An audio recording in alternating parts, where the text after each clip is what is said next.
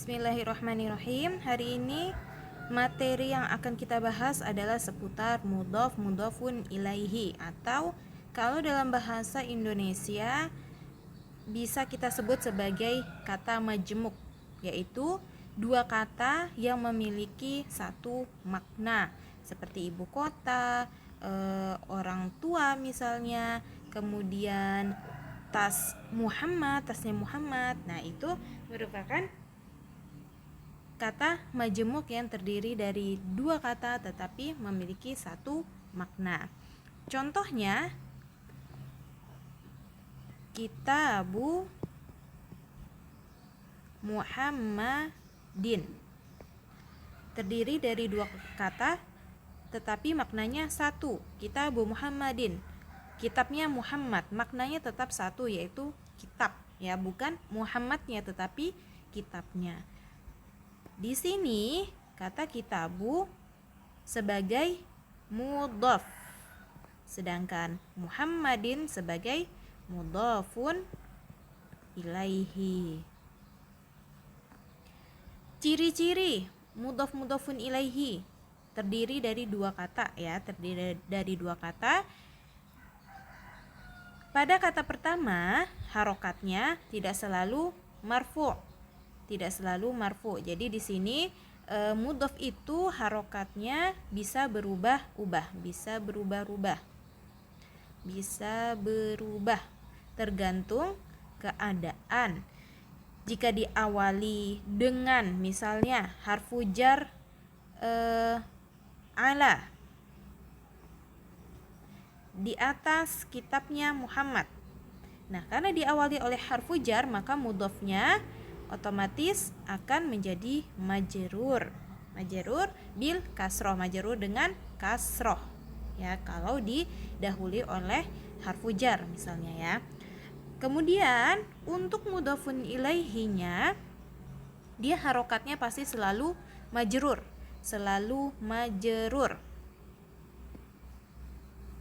Mau nanti dia didahului oleh kata ala atau didahului oleh sesuatu yang lain, harokat di mudhofun ilaihnya itu tidak akan pernah berubah, selamanya akan majrur.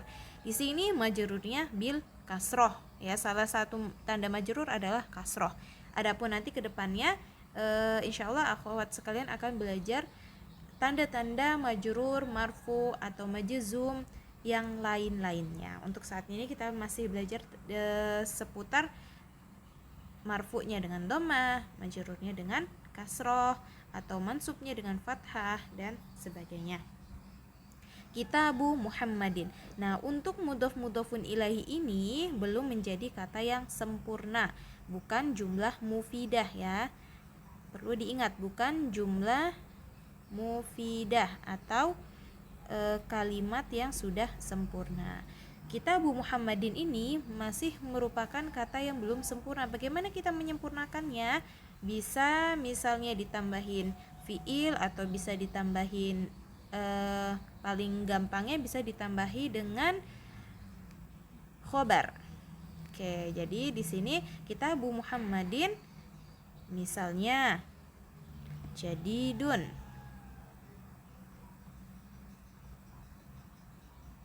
bukunya Muhammad baru. Sudah menjadi kalimat yang sempurna.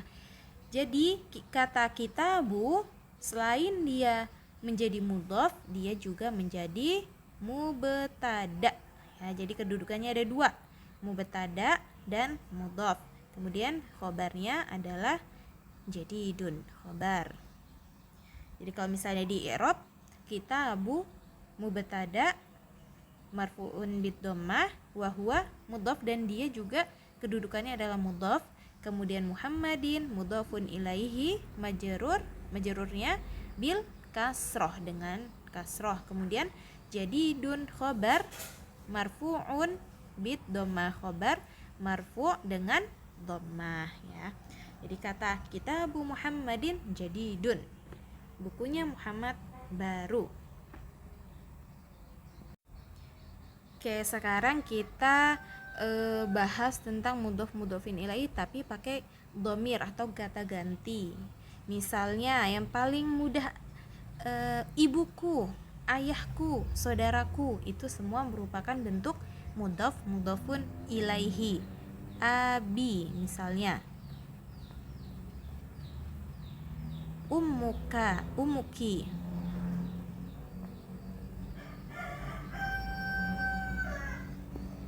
Nah, kata abi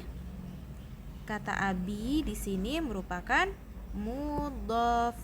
Sedangkan kata domir ana, yaitu di sini diwakili oleh ya sukun, merupakan mudhafun ilaihi. Ummu merupakan mudhaf, dan domir anti, yaitu di sini diwakili oleh ki, merupakan mudhafun ilaihi. Nah, abi, umi, abi, ummuki ini masih belum sempurna. Bagaimana misalnya menyempurnakannya? Bisa ummuki, ibumu, misalnya maridotun,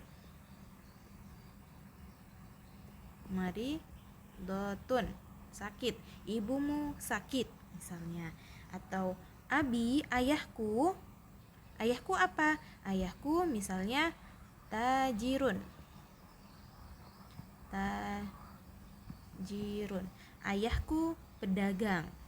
Nah, di kata abinya di sini merupakan mubtada, kemudian dia juga mudhaf, kemudian domir ana di sini merupakan mudhaf ilaih, sedangkan tajirun merupakan khobar.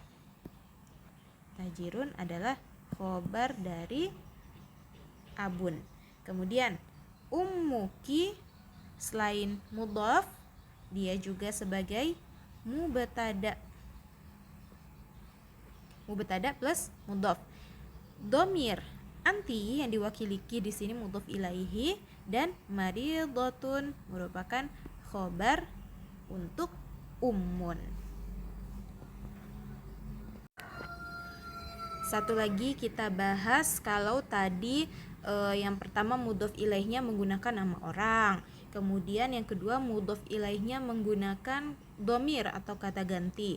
Nah, sekarang sama-sama menggunakan benda mati ya, benda mati yang tidak bernyawa ya, yang ghairu akil. Kalau Muhammad tadi kan manusia, benda hidup, kemudian berakal. Nah, sekarang sama-sama yang merupakan benda mati atau ghairu akil dalam bahasa Arab. Misalnya qalamul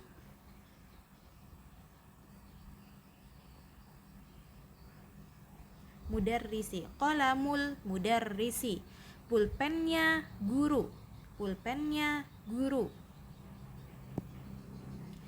qalamu sebagai mudhaf, sedangkan al-mudarrisi sebagai mudhafun ilaihi.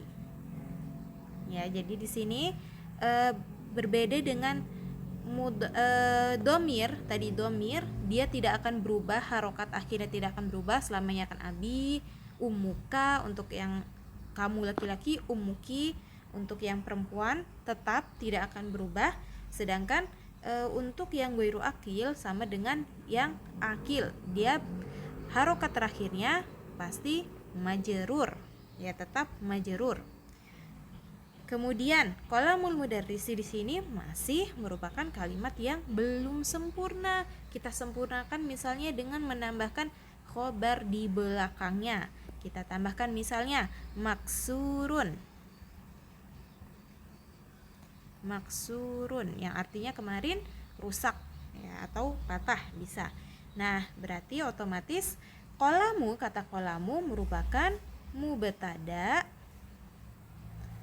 kemudian dia juga kedudukannya sebagai khobar, sebagai mudhaf, kemudian kata al-mudarrisi sebagai mudhafun ilaihi, dan maksurun sebagai khobar dari kata al-qalamu.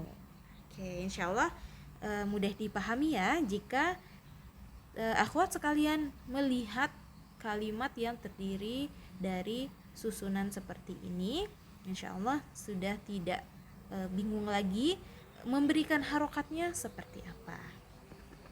Kita lanjut ke kitab Durusul Lughah.